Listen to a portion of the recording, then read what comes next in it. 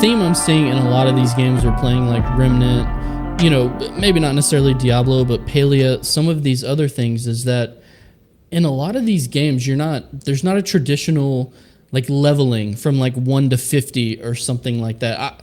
I've kind of been a person for a while, and I might be on the outskirts on this or not in the majority, but I kind of think leveling in MMOs is a relic.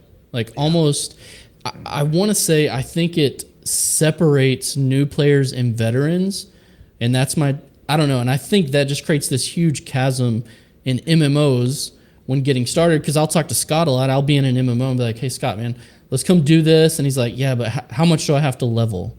What is my time investment? What is my... Yep. I don't know. Do y'all feel the same way on that? Is that what is attracting you guys to some of these other games, or is that something you haven't thought of yet? I don't know. What do you think on that? Who wants James, what are you thinking? Anyone. Oh, yeah. So I think, like, when it comes to traditional MMOs, obviously something's wrong. And I like where the real traditional MMOs had it, and maybe build upon that. Like you jump, and someone's like, your jumping skill increased by 2. You're like, oh my gosh. And then let's say I want to fight. I don't want to punch. What MMOs talk to you like that?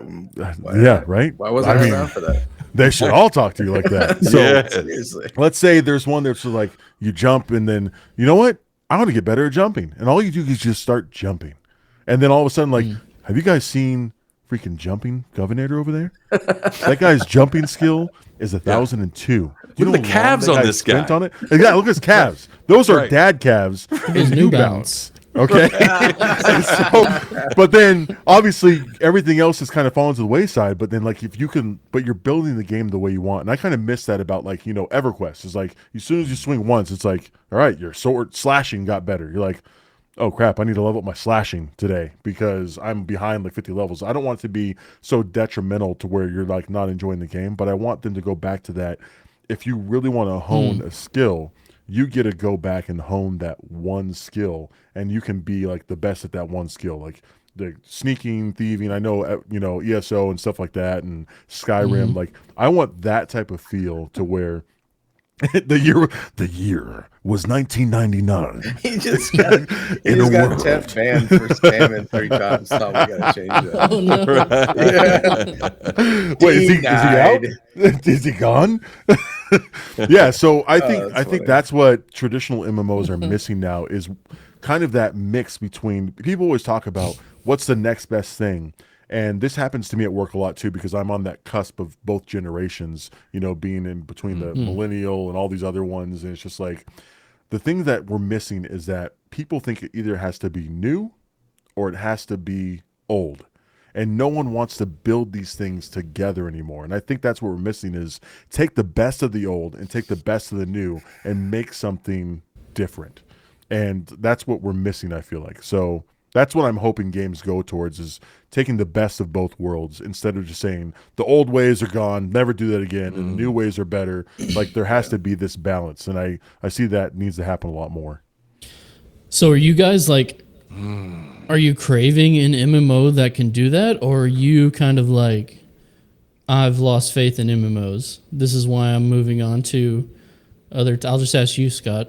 I think they can coexist on their own, honestly.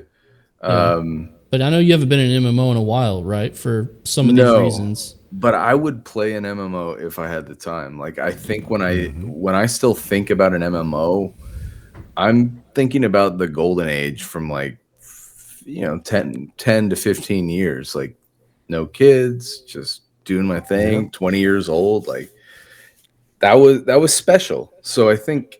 And that's when MMOs first emerged, and the leveling process, like you guys were saying now, it's hard to play a game where you have to level all the time. But, like, I think about that as a kind of a rite of passage to being that class, to saying this is my identity in the game, and to just give everybody it easy. It takes kind of the magic out of it in a way. So to answer your question though, Tom, I think they could coexist on their own, but to appease the newer gaming generation and people like us who are in the older generation for gaming, like, you're looking at innovation and old school, and it's hard to bring those two together. But I do think at some point a culmination and eclectic approach to what's good about looter shooters, what's good about WoW, what's good about Diablo, what's good about a survival game, like eventually that will all coalesce into probably all around accessible, fun game that everybody could have a part in. I gotta tell you, I think. Okay, so here's the deal, right? Here's the deal. This is so exciting. Okay, here's this. Here's the deal. Here's the deal. All right, this is gonna be a little controversial. All right, this is gonna be a cold take. All right, this is a cold take. All right, this is a freezing brain freeze take. But here's the deal. I agree with you, Tom, that the leveling process 1 to 50 is kind of a relic, right? I've been searching. We're all searching for the next great MMO. And I think I found the way in Wayfinder. I think Wayfinder is the new generation of MMO. And I'm going to tell you why. I'm going to break it down real quick. Hold on, though, before you do. Are you saying the new, like, this is the game, or this is the start of the new? The style. This is the new style, I think, of the way that all MMOs need to now become. Because we've talked about World of Warcraft, Final Fantasy 14, and now even maybe 8 Ashes of Creation, but we don't know just yet. These old school MMOs where you have hotbars full of like 20 abilities and these insane rotations, so much complexity in the rotations. And we talked about this on the other episode. Same with Final Fantasy 14. The thing about like Wayfinder, the thing about Tarisland, the thing about New World, Lost Ark, new MMOs, you've only got like 4, 5, 6 abilities. That's it. So what happens when you only have 4 to 5 abilities? Well, you can keybind them, usually to your mouse or your keyboard.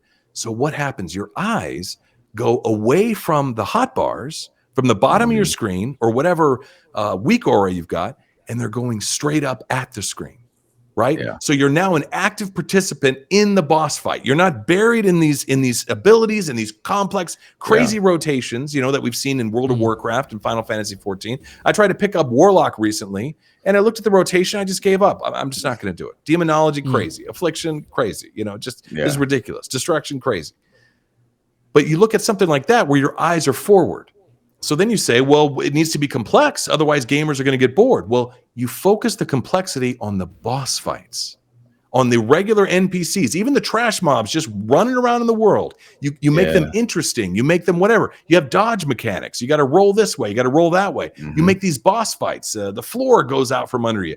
But what's cool is the player is engaged in the fight. They're not staring at their abilities. Everything's keybound. The thing that I like about Wayfinder, and why I think it's this new evolution, is its drop-in, drop-out gameplay, right? That we've been talking about from Remnant 2, you know, from Diablo 4. You can get in, you can run these dungeons, you can get your loot, and you can get out. Go solo, go with your buddies. Also, the dungeons are procedurally generated. So it's not the same dungeon every time. It's got little hints of it, but there's still a little extra spice every time you get in, right? So I think it plays smaller abilities, eyes up on the screen, crazy cool boss fights. You still have kind of that open world concept. Right now, there's only just 2 major zones, but you can see other players fighting in those kind of zones. You can join in. But I really think that this is the new way, the new MMOs, less abilities, eyes up, more complex things, drop in, drop out gameplay. You know, in World of Warcraft, especially, James, you were saying earlier about World of Warcraft Classic. It takes 30, 40 minutes to get you to your destination. Then it takes another 20, 30 minutes to get a group. And then it's going to take another 2 hours to get through that dungeon. Final Fantasy 11. Yes, Final Fantasy 11. Yeah, great example.